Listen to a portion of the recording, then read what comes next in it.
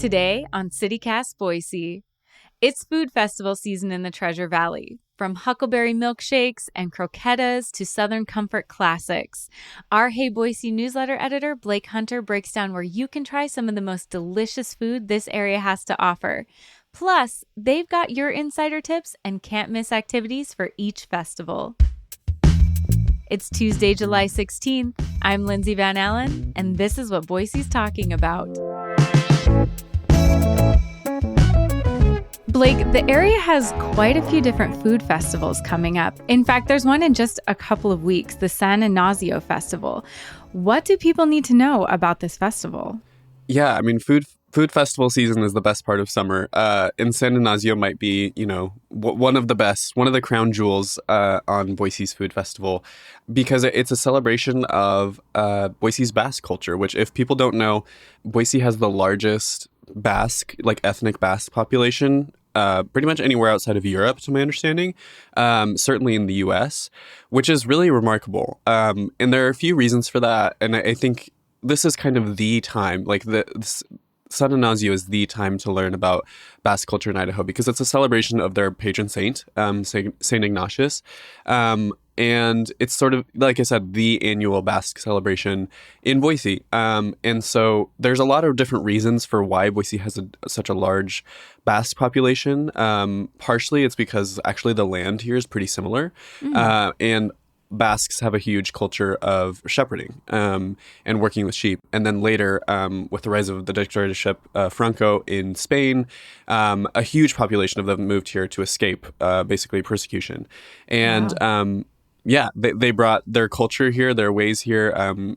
And luckily for all the rest of us, they also brought us some amazing history and some amazing food. And so we all get to, kind of enjoy this as well.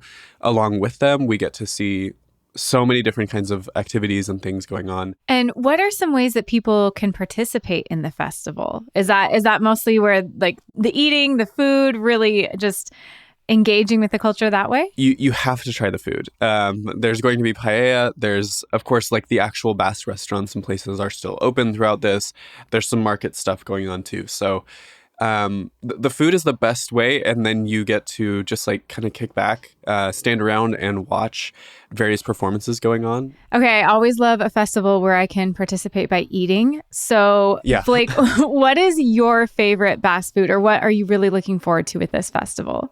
I think the two things, again, for beginner pack, maybe, I think what you should start with is some form of chorizo and a calimocho. It's Coke and red wine. It's kind of an intense drink for a lot of people, but it's also delicious. And I think that those two things, you have to try them. 100% agree with the calimocho. That tastes like summer to me. When I was in nursing school, somebody in our program was Basque, and she introduced me to it, and I just adore it. That tastes like summer now. I definitely think also check out croquetas. Yes, yeah. Their croquetas are so good here. So good. So many different kinds, and every restaurant does it just a little different. And they're so, so good. It's perfect. No, absolutely. I'm hungry now. And Blake, just a few weeks later, there's another festival, the Huckleberry Festival. Where can people check that out? So unfortunately for us, that isn't, in town, but it does give you a good opportunity to get out of town. So August 9th through 11th, it's always the second weekend of August up in Donnelly.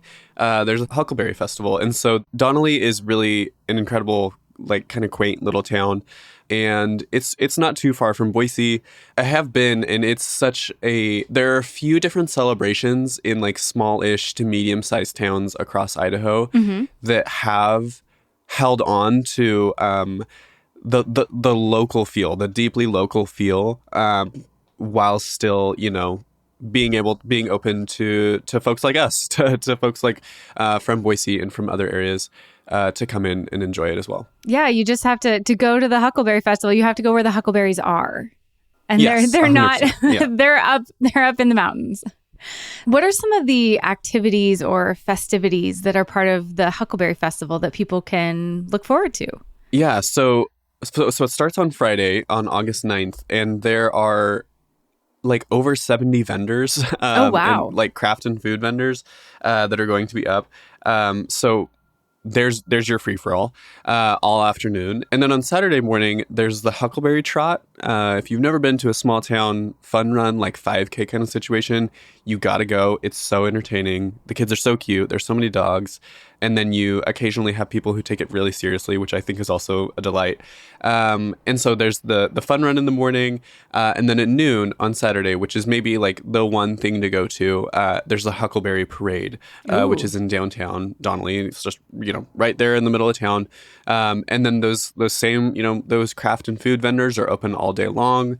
And then towards the end of the night, there's live music, which I think Saturday's maybe the day to go, because then on Sunday it's more of there's like a Huckleberry breakfast at their community center.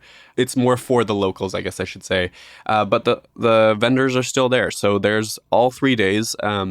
This is a really good opportunity to find local gifts, as well as just like finding good huckleberries. I can't guarantee that everyone who's up there is harvesting huckleberries responsibly.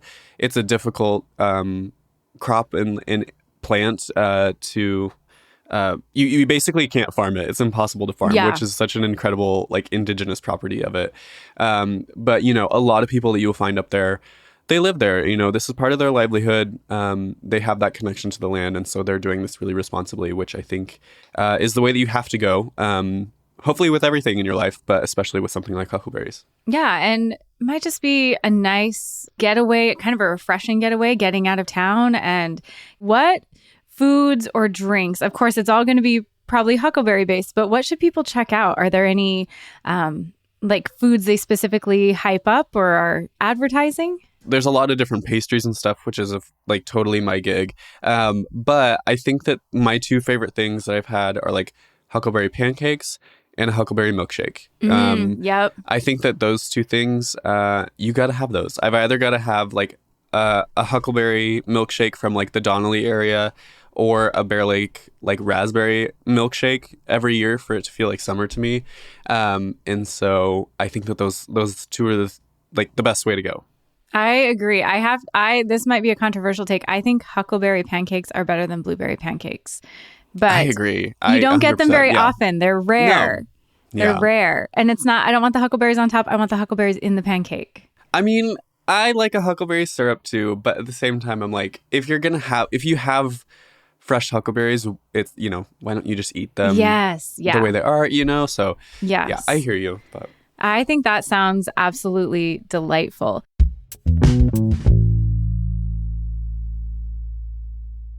Okay, Blake, at the exact same time as the Huckleberry Festival on August 10th, there's the Boise Soul Food Festival. Yeah. So where can people check that out? So this is going to be back in Julia Davis Park again. If people remember, 2 years ago, this festival returned to the park after like a few years off. And then previously it was in Julia Davis Park for years and years, I believe since the 1990s and possibly even earlier. So yeah, that's going to be right in downtown Boise. If you can't make it up out of town to go to the Huckleberry Festival, this is where you should be. And can you tell us a little bit more about the history of the Soul Food Festival? Yeah, so it actually started off as the Boise Soul Food Extravaganza. And then we had our executive producer, Frankie Barnahill, a couple of years ago had Sherry Baber on the podcast, who's the organizer of the Boise Soul Food Festival. Definitely go back and listen to that episode. We'll link to it because I think that it's a really great conversation. And it talks, this is in 2022. So of course she's talking about George Floyd's death and the uprisings around that. And I think that it's a really remarkable thing to hear from Black people who have lived in Boise for a really long time. And the Soul Food Festival is really remarkable because you get so many different foods from all across the African diaspora, which is just incredible. What food are you excited about, or do you think listeners should absolutely try? Ooh, yeah. I mean, definitely just come hungry. I think that anything you're going to get is going to be incredible. Obviously, so this is the soul food festival, so it has a particular focus on like Black American food with soul food. However, you also get a lot, like I said, from across the African diaspora. So you're going to get some both West and East African foods, some Cuban foods as well. So there's going to be a lot of different influences, just like there is, across Black American food as well. I think that you have to go somewhat classic and get kind of your soul food like barbecue staples. So Yes. if you like ribs and like mac and cheese, you got to seek that out. But also, I think that this is a really great opportunity to try, just like different foods. My personal favorite is like I love West African food, so I think like plantains and jollof rice. I know they were there last year, so I hope that they are there as well this year. And I think that that's a really good one to try. But like I said, anything you get there is going to be good. It's going to be some of the best food you've had in Boise for a while. So that in itself is a reason to go. And so, that's the pitch. I think that the Soul Food Festival is one of the best things that happens in Boise every year. I really want to go to this festival, but I want to make sure I'm very respectful when I'm there. Yeah. So what are some things I should keep in mind? I think that oftentimes, like Sherry Baber said, I think that oftentimes our fear of maybe stepping on toes keeps us away from talking to people that maybe we would do really well to talk to. However, this really is one of the few Black cultural events in Boise that are open to the public. So I think that one, we should go to just enjoy that, but also we should be mindful that, boy, there are limited spaces in public events for Black folks to gather in Boise. So we do need to be mindful of the space that we're taking up. But at the same time, I think that don't let that shut you down. You know what I mean? I think that let that be mindful of how you carry yourself. But at the same time, this is a time for you to learn. Kind of sit back. You can prop up a chair and sit on a blanket with your food. And just enjoy yourself and watch and learn and enjoy all the things and maybe try to strike up a couple conversations. But, ultimately, this really is for Black folks to connect. I think that one of the interesting stories that came from the origin of the Boise Soul Food Festival, or its return, I should say, in recent years, is that Sherry Baber was talking to someone who is Black and was, adopted by a non-Black family in Boise. And she talked about an experience of going to college and not knowing about soul food at all. Yeah. And so I think that, remember that, there are so many different people coming together of different experiences here. And that's what makes it amazing. So I think that you should try to contribute to that. Yeah, I'm excited. It sounds like a really amazing time. Again, that's on August 10th in Julia Davis Park. Okay, Blake, rounding out the food festivals is the Idaho Jewish Festival. And this is the first year that this festival is back since 2017. So where can people go to celebrate this festival? Yeah, so this was formerly Deli Days, which closed down in, I believe, 2017. 2017. So it's being kind of rebranded as Idaho's Jewish Festival, which is, really cool to have this as like the first of our time. A lot of the same DNA from, the Deli Days is going to carry forward into the programming of this. But it's going to be up at the Congregation Ahavath Beth Israel, up on the bench. And so there's going to be a ton of different events within this. And I think that this is, again, a really cool opportunity to show up support for a community that we want to make sure that this festival can come back, right? Like that's the idea. So absolutely. So that's going to be on September 1st. So what kind of activities can people look forward to? And are there things that are maybe more private to this community, or is everything open to the public for the whole festival? To my understanding, it's mostly open to the entire festival, to the entire public. We don't have a ton of information out on it yet, just like publicly, because I think it's planning stages, and I think that they're kind of pacing it to see the adaptation from the Deli Days and how that goes. But there's going to be a ton of, exposition on Idaho's Jewish history, art, dancing as well, again, and of course, like food and music, and those are kind of the cornerstones of it. So, again, a really good opportunity to learn.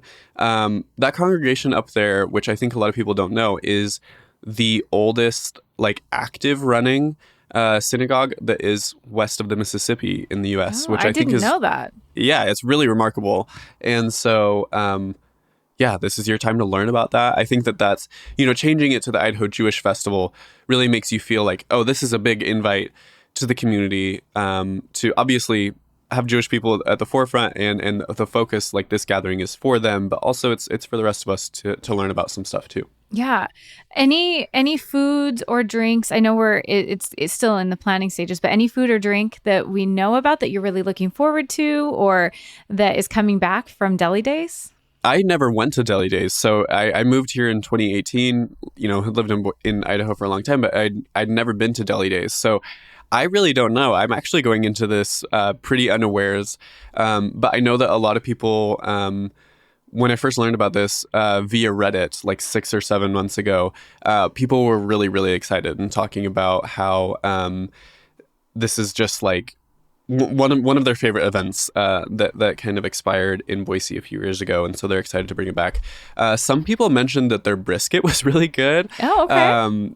Some of the best brisket I've had in my whole life, someone said. So obviously I'm excited about the breads as a baker. Hall is one of my favorite breads, so I'm excited about that. And there's gonna be plenty of stuff to be excited about. Well, thank you so much, Blake. There is so much amazing culture and food and these great festivals to check out to round out the summer. Yeah, I'll see you out there.